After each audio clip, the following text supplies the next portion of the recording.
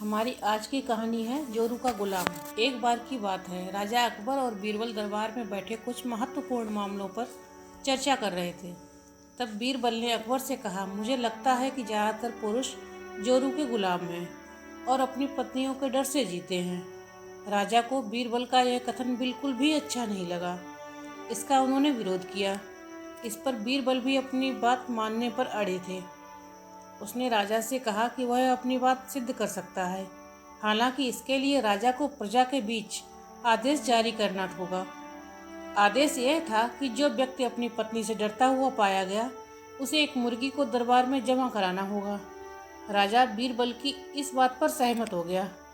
अगले ही दिन लोगों के बीच एक आदेश हुआ कि अगर यह साबित हो जाता है कि एक आदमी अपनी पत्नी से डरता है तो उसे दरबार में आकर बीरबल के पास एक मुर्गी जमा करनी होगी।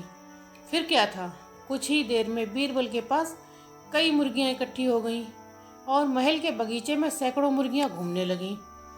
अब बीरबल राजा के पास पहुंचे और बोले, महाराज, महल में इतनी मुर्गियां इकट्ठी हो गई हैं कि आप मुर्गी घर खोल सकते हैं, तो अब आप इस आदेश को वापस ले सकते हैं। लेकिन महाराज ने इस बात को गंभीरता से नहीं लिया और महल में मुर्गियों की संख्या धीरे धीरे और भी बढ़ने लगी।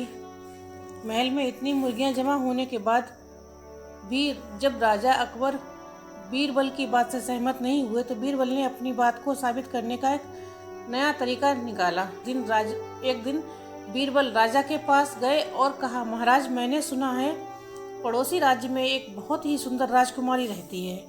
यदि आप चाहें तो क्या मैं आपके रिश्ते की पुष्टि करने के लिए वहां आ सकता हूँ? यह सुनकर राजा चौंक गया और कहा, बीरबल, कैसी बातें कर रहे हो? महल में पहले से ही दो रानियां हैं। अगर उन्हें इस बात का अंदाजा हो गया तो मेरी तबीयत ठीक नहीं होगी। यह सुनकर बीरबल ने हौले से जवाब दिया, आओ महाराज, तो तुम भी दो मुर्गियां मेरे पास जमा कर दो। बीरबल का ऐसा जवाब सुनकर राजा को शर्म आ गई और उन्होंने उसी समय अपना आदेश वापस ले लिया।